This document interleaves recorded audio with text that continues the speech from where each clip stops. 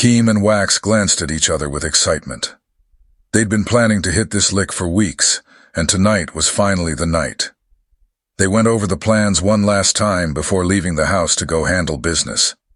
They made sure to cross every T and dot every I. Nothing should go wrong with this mission. Remember, nobody is supposed to get hurt. We're robbers, not murderers, Keem stated as they hopped into the car.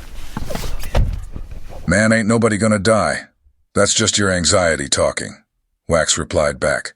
Nah, that's what everybody say in the movies before shit goes wrong. Keem emphasized. Man, let's just do this, scary-ass nigga. Wax jokes.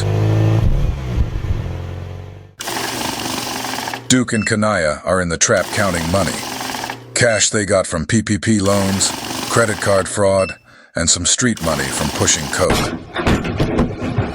They both look up to see two masked gunmen pointing pistols at them. How the fuck did you get in here? Duke said. Put the money in the bag and take off the chains too, said Wax. I ain't putting shit in nothing. Duke yelled, trying to maintain control. Wax slaps Duke with the gun, knocking him to the floor. In the mix of all the commotion, Keem takes off his jacket and places it on Kanaya, who is shivering out of fear. Man, fuck that bitch. Help me get this money. Keem and Wax are stashing the cash away as quickly as possible when Kanaya makes a run for it. Keem goes after her. They tussle in a nearby hallway where she rips his shirt sleeve off, and he accidentally shoots her. You shot me, she whispered. Wax came into the hallway and shot her 3 more times. One bullet made impact to the back of Kanaya's skull, killing her instantly. Man, what the fuck was that? Keem yelled. Then Keem and Wax make a dash to the car, leaving Duke crying over Kanaya's body. Kanaya lies on the floor lifeless. Duke is crying hysterically. Kanaya wasn't only the baddest bitch he's ever been with, but the realest. She was about her money, and half the reason they had so much. Duke wasn't really a flashy guy, but Kanaya had convinced him to get those chains for all his hard work.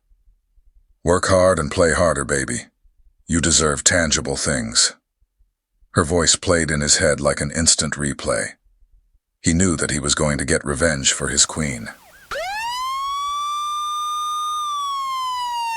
Moments later, the police come walking into the trap. Step away from the body and put your hands up. Duke doesn't move. The police question Duke, but he doesn't say much.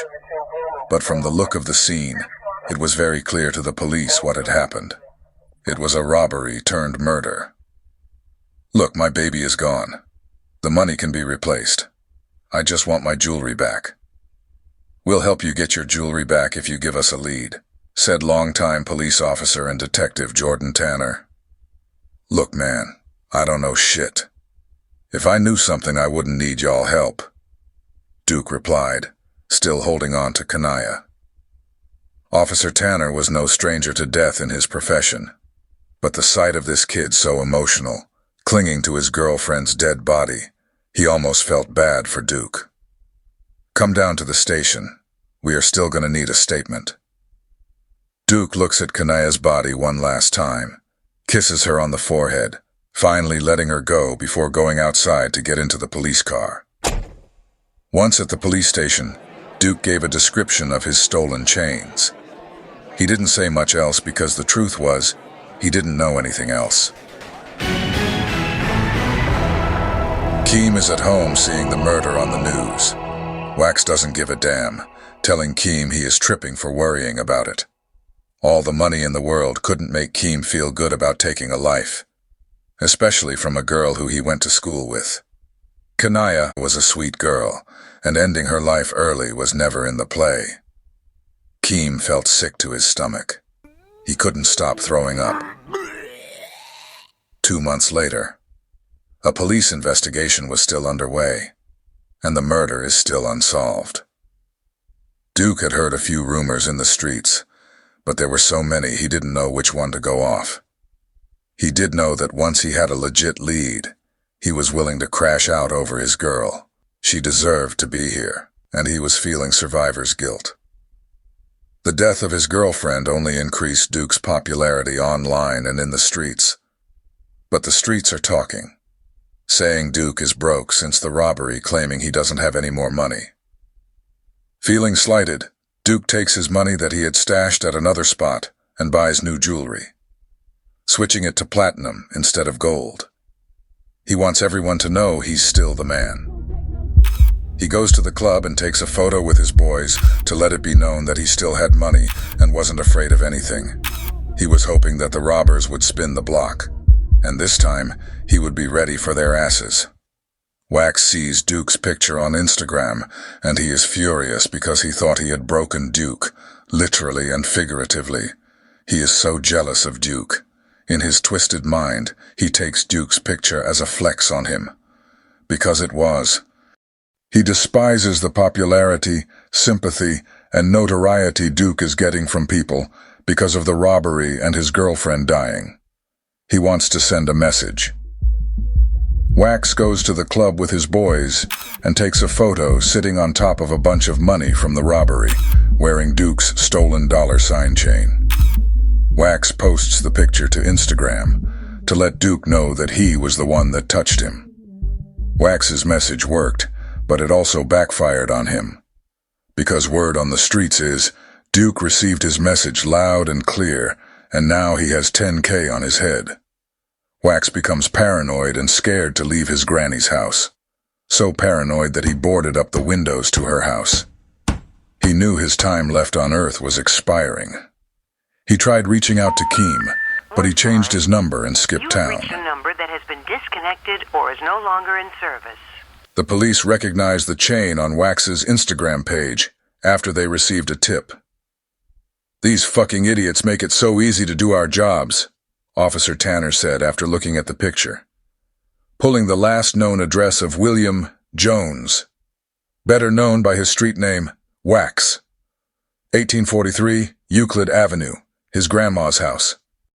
Wax is thrown in jail for robbery and murder. He snitches on his cousin Keem to get less time because he's eager to get back on the streets. Keem's whereabouts are still unknown, and he is at large. But there's a warrant out for his arrest. Officer Tanner appears at the doorway to Wax's cell. "Man, what you want, pussy-ass hoe?" Officer Tanner doesn't say a word. He opens the cell gate and lets another inmate in. Wax is in for the shock of his life. The prisoner starts stabbing him. He shanks him until he takes his last breath. "Job well done, boy," Officer Tanner says as he lets the gorilla-sized man back out of the cell. The next day, Officer Tanner arrives at Duke's door. "It's done," Officer Tanner says to Duke. Duke hands Officer Tanner a duffel bag full of money, $10,000 to be exact. "You's a crooked-ass motherfucker," Duke says to Officer Tanner, slightly impressed. "Police officers don't get paid enough. You think I'm supposed to live off 40 grand a year? I've got to get it how I live. Isn't that what you people say?" "I don't know who you people is," Duke replied, "but take your money and go." "Hold up. I don't know how dirty you get, but I might have some more work for you," Duke says, leaving the conversation open-ended. "Keep spending like this, I'll keep in touch," Officer Tanner says before jumping in his car, speeding off. "How much did they get from the robbery anyways?" Eric asked. $383K. They busted down 50-50. "Damn! Duke was getting it like that?" "Yup," Jabari confirmed. "And he kept that kind of money in the bando?" Eric quizzed. "Yup, where niggas least expect it." "You bullshittin'. So whatever happened to Keem? Did they catch him?" Eric continued his line of questioning. "You ain't know? He got shit-faced one night and fell off a cruise ship," Jabari replied. "Huh. So you telling me he got drunk and fell off a ship and died?" "I mean, yeah. I don't know if he's dead, but he definitely disappeared and his body was never found." Jabari doubled down. "And I'm supposed to believe that?" Eric replied with skepticism. Yeah, that's what they say. Jabari answered. Eric shakes his head in disbelief. Man, that's what they say. Something about that don't sound right.